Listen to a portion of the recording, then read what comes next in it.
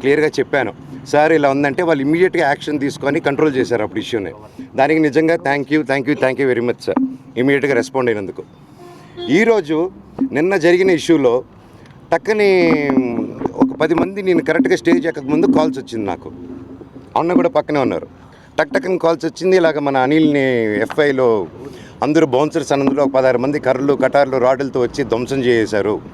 ఎందుకంటే కొద్ది రోజుల క్రితం ఈయన మన క్యాంపస్లో ఉన్నప్పుడు వినయ్ గారు పలువురు చాలామందితో అదే హెడ్స్తో కూర్చొని అందరూ హాస్టల్స్ కూర్చొని చెప్తూ ఉంటే నిలబడి, సార్ ఇక్కడ టెర్రరిస్టులు లేరు, పిల్లలే, ఇంత బౌన్సర్స్ ఎందుకు సార్, వాళ్ళు కొంతమంది బౌన్సర్స్ రాత్రి అయితే తాగేస్తున్నారు, ఇక్కడ గొడవలు చేస్తున్నారు, దయచేసి వాళ్ళతో ఇవి అవుతుంది, ప్రొఫెషనల్ సెక్యూరిటీ గార్డ్స్ని పెట్టండి సార్, ప్రొఫెషనల్ ఆర్మీ వాళ్ళని పెట్టండి సార్, ఆల్రెడీ ఆర్మీ వాళ్ళు కొంతమంది ఉన్నారు, ఇంకా పూర్తిగా వాళ్ళని పెట్టి డిసిప్లైన్గా ఏ అలవాట్లు లేని వాళ్ళని సెలెక్ట్ చేసి పెట్టాలి ఇంతమంది స్టూడెంట్స్ ఉన్నప్పుడు.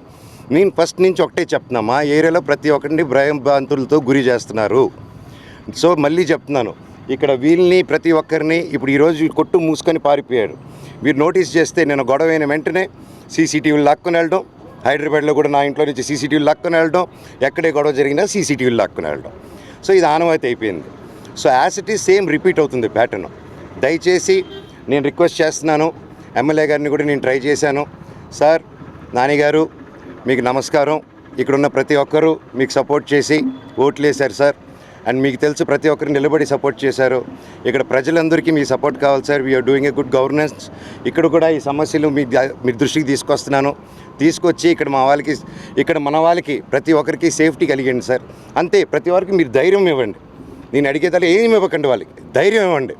ఇలా పోలీస్ సిబ్బంది ఉంది, మీరున్నారు, గుడ్ గవర్నెన్స్ ఉందని నిన్ను నమ్ముతున్నాను, అది కూడా ఇక్కడ ప్రజలు నమ్మేలాగా చేద్దాం మనం. గత 5 yearsగా, గత కొద్ది సంవత్సరాలుగానే వీళ్ళని 3-4 yearsగా అసలు ఎలా ఉందంటే 3 years బ్యాక్ ఇలా లేదండి. ఎప్పుడు నాన్నగారు ఇది చూసుకునేంత కాలం ఇది ఇలా లేదండి. ఆయన 10 మందికి హెల్ప్ చేయాలని స్టార్ట్ చేసిన క్యాంపస్ 3 years నుంచి ఏమైందో తెలియదు. ఎందుకు ఇలా ఎవరు మేనేజ్మెంట్కి వెళ్ళిందో ప్రతి ఒక్కరికి తెలుసు మీకు. సో దయచేసి please look in to it. ఈ బౌన్సర్స్ని అంతా ఎండ్ చేయండి. ఇది వీళ్ళకి కూడా దెబ్బలు తగిలింది. ఇప్పుడు ఆయన ప్రాణభయాలతో ఆఫ్ చేసుకొని ఆయన ఎక్కడికో వెళ్ళిపోయాడు.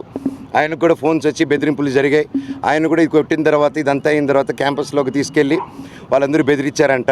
ఇక్కడ కొంతమంది కూడా దెబ్బలు తగిలింది. పిల్లలు కూడా భోంచేస్తున్న పిల్లలు వీళ్ళన్నీ జరిగేటప్పుడు పిల్లల ముందు ఇవన్నీ చేస్తే ఏరియాలో ఇంకెంత భయపడతారండి. ఇది కేవలం ఇంటిమిడేషను, ఇది అంతం చేయాలి. దయచేసి మీ అందరూ రిక్వెస్ట్ చేస్తున్నాను. అలాగే విష్ణు గారు, వినయ్ గారు కూడా ఈ విషయాన్ని సీరియస్గా తీసుకొని దయచేసి ప్రేమను పంచండి, ప్రేమతోనే డీల్ చేద్దాం. మనమంతా ఒకటి, మనంతా ఒక కుటుంబం. Please, thank you sir. అంటే మీరు మాత్రం ప్రేమను పంచాలంటారు, కానీ ఇక్కడ ఉన్నటువంటి బౌన్సర్లు మాత్రం వచ్చినటువంటి మీడియా వాళ్ళ మీద దాడి చేస్తారు, షాపుల మీద దాడి చేస్తున్నారు. ఇంకా చెప్పాలంటే యూనివర్సిటీలో మాకున్నటువంటి సమాచారం కొద్దిమంది స్టూడెంట్స్ని బెదిరిస్తున్నారని గతంలో కూడా కంప్లైంట్స్ వచ్చాయి, అమ్మాయిల్ని బెదిరిస్తున్నారని వచ్చాయి. మీకు వీడియోస్ కూడా వచ్చాయి కదండి, మీకు ప్రెస్కి వచ్చాయి మీకు వీడియోస్ అని. బౌన్సర్లని ఇక్కడ కొనసాగించాల్సినటువంటి అవసరం ఎవరి వల్ల ఉన్నారు?